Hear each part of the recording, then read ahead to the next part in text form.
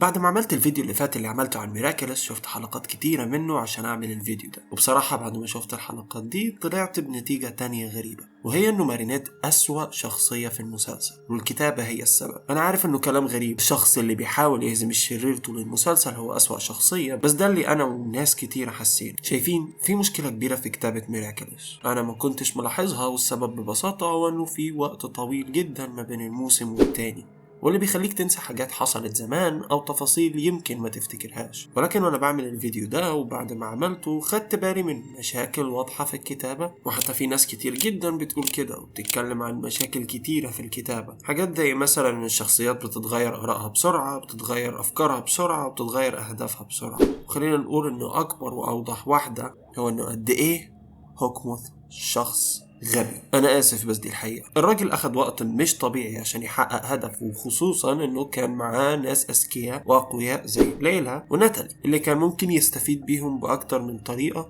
لكن اختار اغبى الطرق عشان يساعدوه. حاجة مش بس بتبين قد ايه هو غبي، بل كمان بتبين غباء الكتاب اللي ورا الحلقات. انا قصدي ان الاولوية بتاعت هوكموس كانت انه يعرف هوية الدعسوقة والقط الاسود، مش انه يحاول يهزمهم، لان هزمتهم مش منطقية او سهل. اصل فكروا فيها، انا اسهل بالنسبة لي اني استغل القوة اللي عندي واهزم الابطال في الوقت اللي هم مش جاهزين ليا، بدل ما ابعت واحد او واحدة متخلفين زعلانين على شوية حمام او عشان جالهم كابوس بالليل. لا، واللي ينرفز اكتر انه كان لازم بيستنى لحد نهاية الموسم عشان يعمل خطة جبارة وخطيرة. في الموسم الخامس الموضوع كان منطقي لانه كان مستني الناس تشتري الخواتم. ليه مش كل حلقة بيحاول بكذا طريقة انه يهزمهم؟ مفيش حاجة تمنعه. بعدين ليه هو بيحول شخص واحد بس في اليوم او اتنين، كأن مثلا الناس اللي هناك مفيش منهم ناس محبطة وجاهزة تدمر البعد اللي هم فيه من الحزن، فبيتزنق في كام واحد بس هم اللي بيحولهم. انا لو مكانه كل ما يتهزم شرير ابعت اللي بعده لحد ما الدعسوقة والقط الاسود يموتوا فعليا من التعب. انا قصدي حاجة زي موث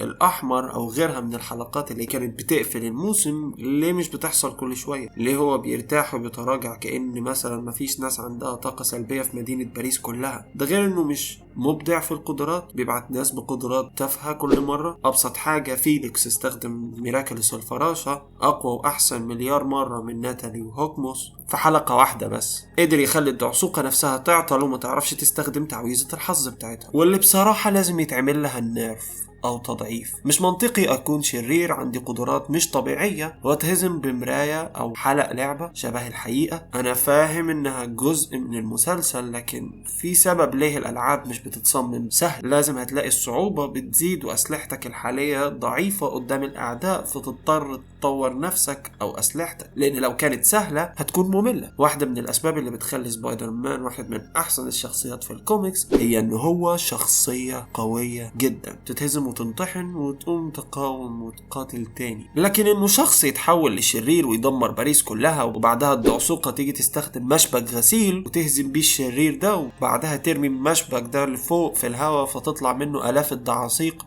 هو جمع دعسوقة دعاسيق؟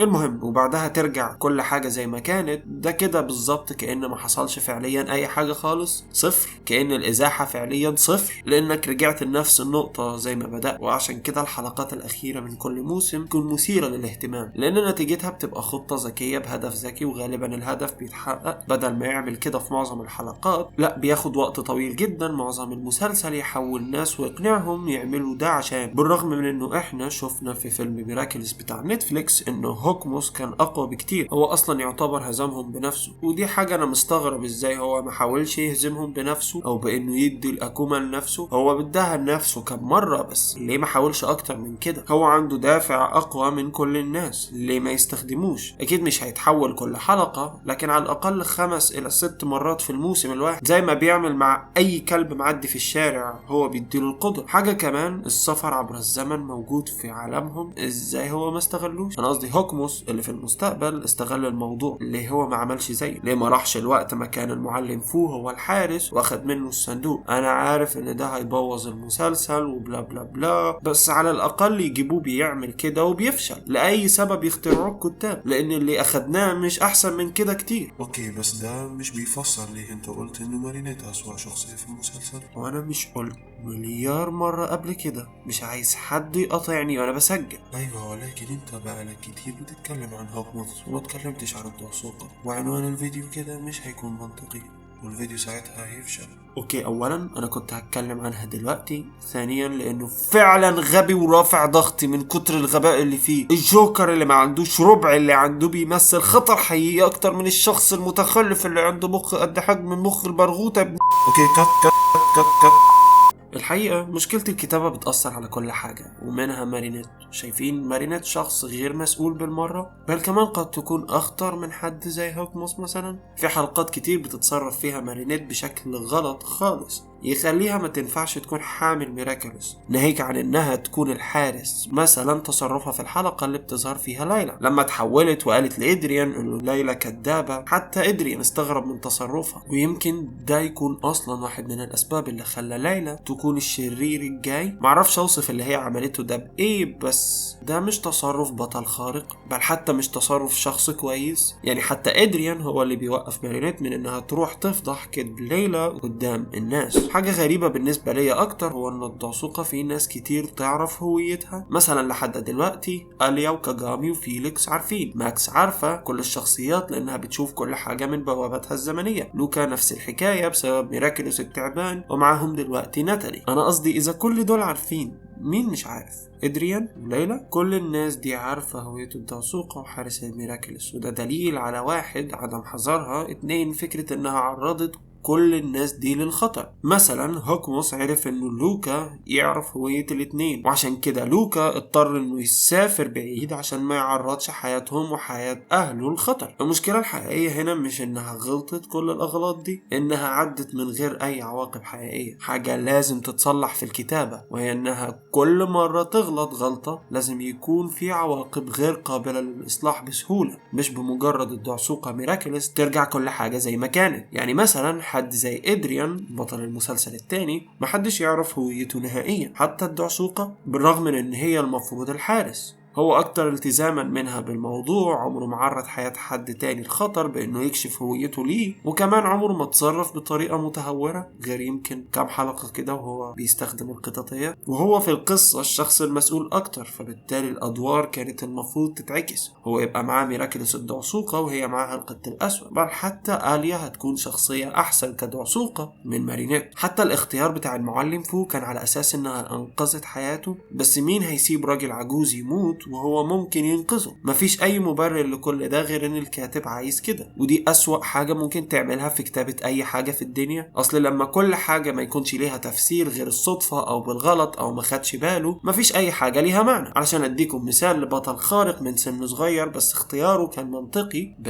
بنتن كان عنده 10 سنين لما اخذ الأومنيتريكس، والكاتب فسر ده ازاي يا ترى؟ هل هو انقذ كائن فضائي من انه يدهس بسفينة فضائية مثلا؟ لا، وقع على نافوخ نيزك كان جواه سلاح، وبنكتشف بعدين انه بين هو اللي خلى الأومنيتريكس تتجه ناحيته عن طريق سفر عبر الزمن وهري كتير. المهم انه كل حاجة منطقية، كل حاجة ليها معنى وسبب. على سبيل المثال اللي ما ناخدش منه الساعة مثلا، الإجابة كانت انها مربوطة بالدي ان ايه بتاعه، ولأن الساعة كانت متصممة على الدي ان ايه بتاع جده فركبت على الدي ان ايه بتاعه لأنهم من عيلة واحدة فليهم نفس الدي ان ايه تقريبا، وخلعها هيكون شيء مؤلم جدا وخطر. فالحل انه احنا نعلمه ازاي يبقى بطل بيها. لكن هناك انت انسان طيب لانك كنت الشخص الوحيد اللي مش ماسك تليفون في الشارع، وانقذتني من عربية ماشية بسرعة بطيئة جدا لدرجة اني كان ممكن اعدي الشارع ده رايح جاي 10 مرات قبل ما العربية دي توصل للاشارة. ودلوقتي خلينا افسر لكم انا عندي مشكلة مع الموضوع ده ليه، بس فكروا فيها ثانية واحدة بس كده. دلوقتي الراجل اللي جايب العربية ده ماشي بالبطيء، يعني لو كان قرب منه كان هيضطر يقف، لو وقف واستناه يعدي كان هيدي الميراكلوس لمين؟ للشخص اللي راكب العربية اللي وقف واستناه يعدي، ولا المارينيت اللي ساعدته يعدي؟ شايفين المشكلة فين؟ حتى إدريان بياخد الميراكلوس بتاعه لأنه ساعد راجل عجوز واقع على الأرض إنه ياخد العكاز بتاعه ويوقفه تاني. لو كان الموضوع بالبساطة دي كان زمان معايا لحد دلوقتي 10 ميراكلوس على الأقل. اللي عايز أقوله إنه مفيش دليل واحد على إنه مارينيت أحسن من آليا أو حتى كاغامي. أكيد طبعا هيبينوا قد إيه هي طيبة وبتساعد الناس وكم حاجة تاني كده، بس في نفس ذات اللحظة بتعمل بيعمل تصرفات أنانية وغيورة وغير مسؤولة بالمرة. لولا الحظ وقوة الكتابة الضعيفة كانت المفروض هتنكشف وهتموت من بدري جدا. لكن خلينا نقول إن الكاتب والمخرج عايزين ده، عايزين مارينيت تكون مش أحسن واحدة. أنا ما عنديش مشكلة إن الشخصية تكون عندها عيوب، بل بالعكس، ولكن لما تكون العيوب دي بدون عواقب حقيقية وبدون تحسن فده بيبقى غباء أكتر من أي حاجة. مثال تاني على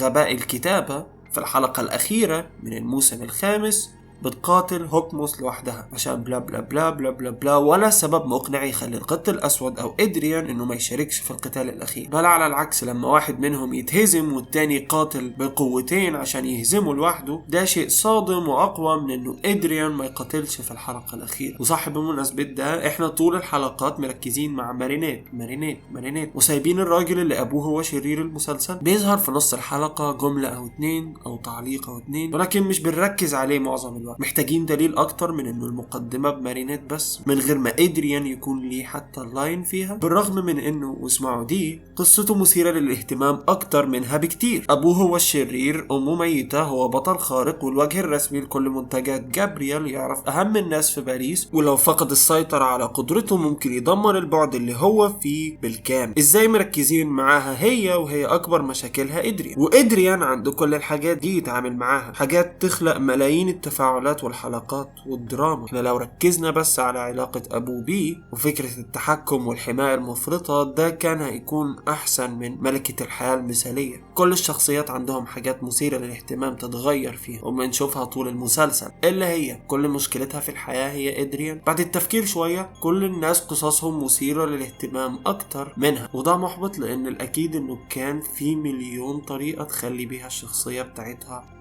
احسن، زي ما عملوا في فيلم نتفليكس بانهم ركزوا اكتر على فكرة انها عندها انعدام ثقة بنفسها. في المسلسل كانت موجودة في البداية نفس الفكرة، بس بعدين الموضوع اختلف بسرعة. فجأة قررت انه هتكون واثقة من نفسها. طيب شوفوا، اللي بحاول اوصل له هو انه عالم ميراكلوس صعب ومليان قدرات اوفر بشكل كبير لدرجة مش منطقية، وكنت افضل لو في حدود اكتر لبعض القدرات. مثلا هوكموس عنده القدرة انه يدي نفسه، اي حد عنده مشاعر سلبية قدرة خرافية، ليه ما يضاعفوهاش شوية؟ والمفروض برضو انهم يضاعفوا شوية ميراكلس الدعسوقة، يعني ما ينفعش قدرة الحظ بس هي اللي تنقذه، لازم يكون في عوامل تانية تساعدك، او على الاقل انها مش مضمونة ان تعويذة الحظ تنجح. مثلا هوكموس عنده القدرة انه يدي نفسه، اي حد عنده مشاعر سلبية قدرة خرافية، ليه دايما قدراته ضعيفة؟ ليلى لما كانت بتتحول بالاكوما كانت بتكون اخطر منه هو شخصيا. اوكي لحظة هنا، طيب لازم احذركم هنا، هبدأ اتكلم عن الفيلم الجديد اللي اتعمل، بحذركم لانه هيكون في حرق. لو عايز تسكيب الحتة دي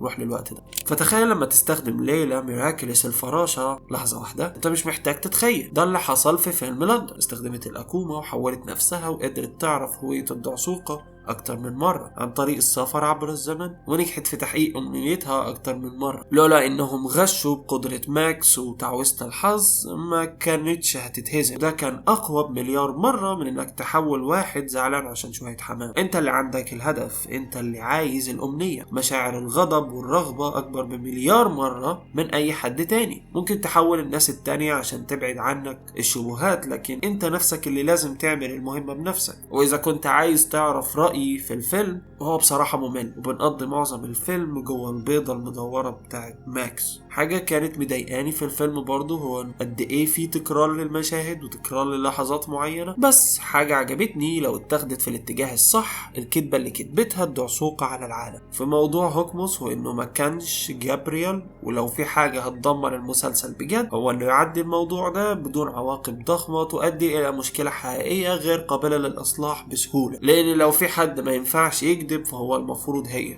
خلاصة الكلام، المسلسل كان فيه مشاكل كبيرة في تبرير بعض التصرفات من قبل الشخصيات، ده غير انهم عندهم مشكلة واضحة في الاتجاه، فكل شوية الاتجاه بتاع القصة بيتغير. ده غير انه هوكموس كان غبي، والشخص اللي هيجي مكانه لازم يكون اذكى بمليار مرة من عشان القصة تكون اقوى، لان شرير ضعيف قصة ضعيفة، شرير قوي قصة اقوى. كمان لازم الشخصيات تعاني اكتر في الموسم السادس وتواجه عواقب حقيقية على كل شيء او قرار بياخدوه. واخيرا لازم نركز شوية أكتر على إدريان ونخفف من مارينيت شوية، خصوصا لو فضلت شخصيتها مملة بنفس المنظر ده. أنا عارف إن اللي هطلبه دلوقتي طلب غريب، بس كمان عايز اشوف الدعسوقة بتعاني اكتر في الموسم اللي جاي عشان بس تهزم الشرير. كمان حاجة، حلقات اكبر بخطط معقدة اكتر واقوى من الاول هيكون شيء حلو. وخلينا اكون صريح معاك، مش عارف ليه بس عندي شعور ان ميراكلس هيدمر نفسه في الموسم الجاي، والموسم الخامس هيكون نهاية ميراكلس اللي احنا نعرفه. احنا اوريدي شفنا قد ايه في بعض التصاميم الجديدة مش عاجبة الناس، ومع ذلك هم اصروا على مش هيغيروا في التصاميم دي. وده نوع العند اللي انا بخاف منه، لما تعند مع الناس اللي بتتفرج على المسلسل ضد اللي هم هيستمتعوا بيه، ده بيبقى شيء غبي. زي ما الكاتب عمل مع كلوي ورفض انها تتغير، فالتغيير في الكتابة لازم يحصل،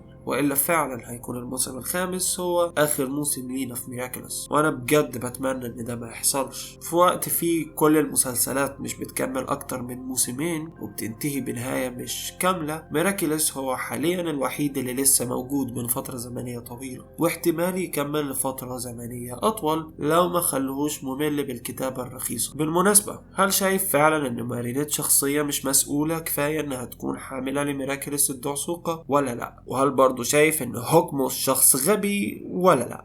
اكتب لي تحت في التعليقات، واشترك في القناة لو عجبك المحتوى. اما لو عايز تشوف فيديو تاني، شوف الفيديو ده.